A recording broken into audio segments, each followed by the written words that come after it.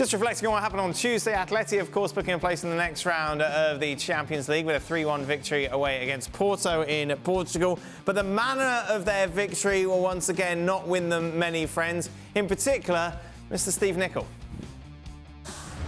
Stevie, we watched this game together and you spent a lot of the time swearing at Atletico Madrid. Honest, I tell you what, I must admit, there's a team I hate, and hate's a very strong word. I hate watching them. They're in the wrong era. This team should have been playing in Europe in the 80s, where all you had to do was get a goal and then waste as much time as you can, fall over, kid on you being punched or assaulted. They got outplayed. They were totally outplayed. But, oh my God, what a horrible bunch to watch. Can't stand it. Now, you might think Stevie's been a little over the top when it comes to wasting time, but we know that Atleti are synonymous with that, and that was epitomised by the fact you take a look at the ball in play minutes from yesterday's game. 3 minutes pretty much was the difference between 7 of those matches. However, Porto Atleti very much the anomaly. 50 minutes, that's all the ball was in play compared to over an hour in the Ajax Sporting game. Gab, we know you love to defend the undefensible sometimes and be very much the contrarian, but even you, watching that game, can't think, oh, this really makes me love this sport. Look, what you're forgetting is that I'm a big fan of professional wrestling, and I grew up watching WWE. And That's more real than what we saw. Transition to ECW. No, there's a name for this. These are called heels, and they're happy to do that. You have faces and you have heels.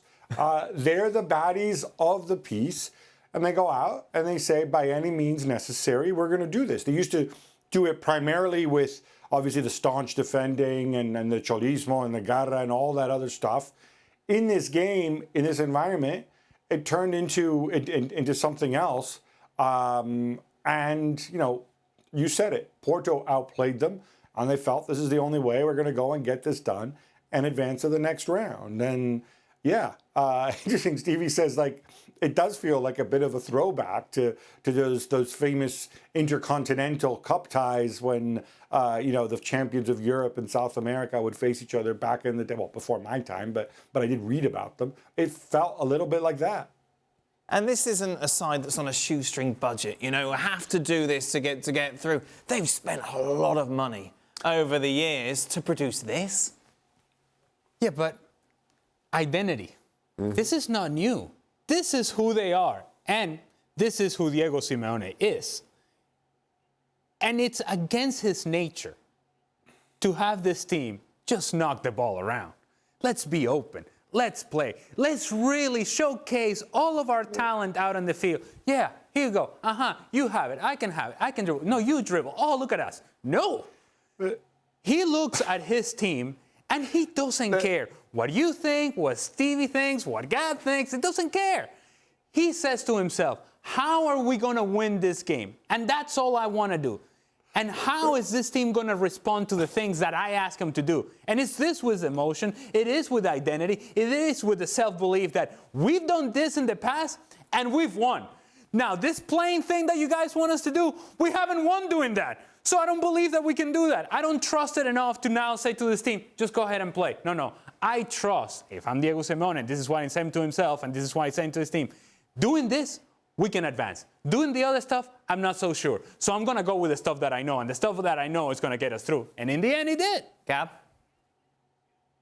I mean, sorry, but Atletico Madrid center forward is a man who has physically bitten opponents on 3 different occasions, including at the World Cup. The World Cup before that, you know, he did something I think a lot of people would have done but got crucified for when he saved that goal on the goal line against Ghana and then acted as if nothing had happened. You know, I think it is a question of identity. It's a question of DNA. It's a question of what you can get away with. What I would dispute a tiny bit is I think even Simeone knows that he needs to move on from that. They do have talented players.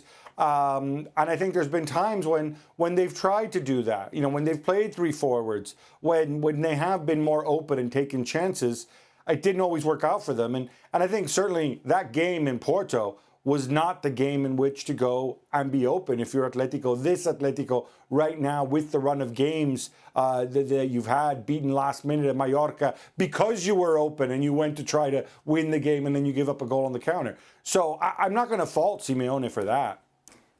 Ali's right. Atleti fans, we sat there going, look at those idiots, moaning about the fact that we're through. They didn't enjoy watching us. But come on, surely there's got to be a sense, I don't know, of responsibility of something here. I don't think Atleti fans are going to mind that much, given the fact that they've played second fiddle to Real Madrid for so long, and now, at least under Simeone, they're competitive. Let's remember, they're the defending league champions as well. So it gives them something to celebrate, a whole lot to celebrate by what they've been used to previously. And to Gab's point, I think Simeone knows he has to change, or maybe wants to change, but you always find yourself reverting to the norm. 2 years ago, they signed João Felix. In the same preseason, they beat Real Madrid in the ICC 7-3. And everybody, including me, thought we are going to see an Atletico Madrid that we'd not seen before. They have talented players. The football we've seen from them in that preseason was simply outstanding. That lasted 4, maybe 5 games when they lost to Juventus in the Champions League, and then it was back to the same old Diego Simeone. This shouldn't be allowed, should it?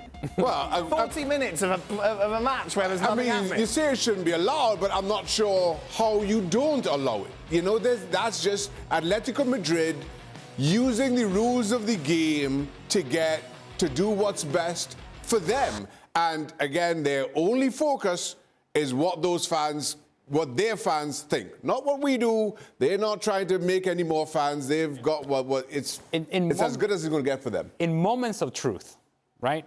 When it's down to the very key moment of a season, of a game, of a championship, Diego Simeone, in his heart, in his soul, is not going to open up and play. Right.